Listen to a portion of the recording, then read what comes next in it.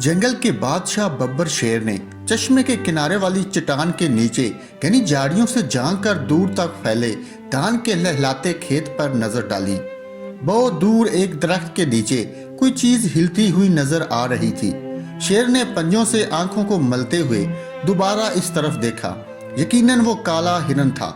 शेर रात से भूखा। काले हिरन के लजीज गोश्त के तस्वर ही से इसके मुंह में पानी आ गया और एक महर शिकारी की मानद झाड़ियों की आड़ लेते हुए इसने हिरन की तरफ कदम बढ़ाए। दूसरी तरफ बांसों के झुंड में एक चीता भी हिरन पर नजरें जमाए हुए था।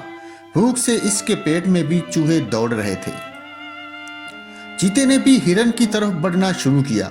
हिरन दोनों तरफ से बढ़ते हुए खतरों से बेखबर नरम नरम घास खाने में मशगूल था। कभी कभी वो अपनी बादाम जैसी आंखें घुमाकर इधर उधर देखता और फिर घास खाने लगता। हिरन की बेचैनी आंखें जहर कर रही थीं कि इसने खतरे की बू सूंघ ली है। इसने कान खड़े करके गर्दन घुमाकर चश्मे की तरफ देखा, जहां मैदान में दूर रीछ के बच्चे खेल रहे थे।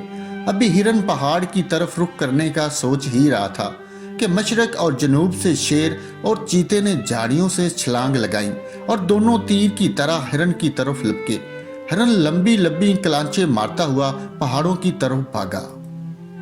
शेर और चीते की रफ्तार के मुकाबले में हिरन की रफ्तार कम थी, लेकिन वो अपने हल्के और सडूल जिस्म की वजह से इन दोनों को गच्चा देते हुए भाग रहा था। इस भाग दौड़ में इन तीनों ने मीलों का फासला तय कर लिया। आखिरकार हिरन एक चट्टान पर चढ़ गया जो इतनी ऊंची थी कि इस पर शेर और चीता नहीं चढ़ सकते थे। शेर और चीता चट्टान के नीचे जबानें निकाले हाँप रहे थे और हिरन को ललचाई नजरों से देख रहे थे। जब सांसें दुरुस्त हुई तो शेर ने कहा, ये मेरा शिकार है, पहले मैंने ताका था।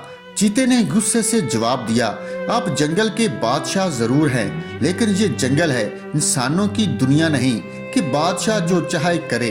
जानवर अपने हकूक की हिफाजत करना खूब जानते हैं। ये मेरा शिकार है। शेर धाड़ा, इंसान हो या जानवर, जिसकी लाठी उसकी भैंस का कानून हर जगह चलता है। मैं तुमसे ज्यादा ताकतवर हूँ। शेर और चीते की तकरार सुनकर हिरन ने इत्मीनान का सांस लिया और कहा, मेरे मोहतरम बादशाह हो, ये मेरी खुश नसीबी होगी कि मैं आप जैसे शाही खानदान के अफराद की ग़िज़ा बनूं। लेकिन आप पहले दोनों तय कर लें कि आप में से कौन मेरा लजीज गोश्त नोश फरमाएगा। शेर और चीता दोबारा तकरार करने लगे। इसी दौरान इधर से एक गधे का गुजर हुआ तो हिरन ने झट से मशवरा दिया, मेरे ख्याल से आप दोनों इस सिलसिले में गधे साहब से मशवरा ले लें, क्योंकि मशवरा देने के लिए अक्लमंद होना जरूरी नहीं। शेर ने कहा, चलो मुझे मंजूर है, वक्त पड़ने पर गधे को भी बाप बनाना पड़ता है। चीते ने गधे को हुक्म दिया, गधे के बच्चे इधर आ। गधा पहले तो डरा कि कहीं ये दोनों इसे ही हड़प ना कर लें, फिर डरते डरते दांत निकालता हुआ इनके करीब आया और जब इसने पूरा किस्सा सुना तो खुशी से मशवरा दिया, हाँ तो शेर साहब, आपका दावा है कि आपने हिरन पर पहले नजर बद डाली, जबकि चीते साहब का दावा है कि हिरन को देखकर पहले इनकी राल टपकी। क्योंकि यहाँ कोई गवाह नहीं है, इसलिए मेरा मशवरा है कि आप दोनों अपनी अपनी जगह तशरीफ ले जाएं और जब मैं रेंकना शुरू करूं तो आप दोनों दौड़ना शुरू कर दें। जो भी पहले यहाँ पहुंच जाएगा वही हिरन मियाँ को नोश फरमाने का हकदार होगा। शेर और चीता भूख से बेताब थे, लेकिन दोनों को अपनी तेज रफ्तारी पर नाज था, इसलिए उन्होंने गधे की तजवीज मान ली और ये तय हुआ कि दोनों अपनी अपनी जगह लौट जाएंगे। और इस दौरान हिरन साहब चट्टान से उतरकर नहा धोकर इनमें से एक की खुराक बनने के लिए मैदान में खड़े हो जाएंगे और जैसे ही गधे साहब अपनी बेसुरी आवाज में रिंकना शुरू कर देंगे, दौड़ शुरू हो जाएगी। शेर और चीता अपनी अपनी जगह वापस चले गए। जब काफी देर तक गधे के रिंकने की आवाज ना आई तो दोनों का माथा ठिंका। पहले तो उन्होंने एक दूसरे को घूरा, फिर चट्टान की तरफ दौड़ना शुरू किया। जब वो चट्टान के नजदीक पहुंचे तो देखा वहां चारों तरफ वीरानी और सन्नाटा था।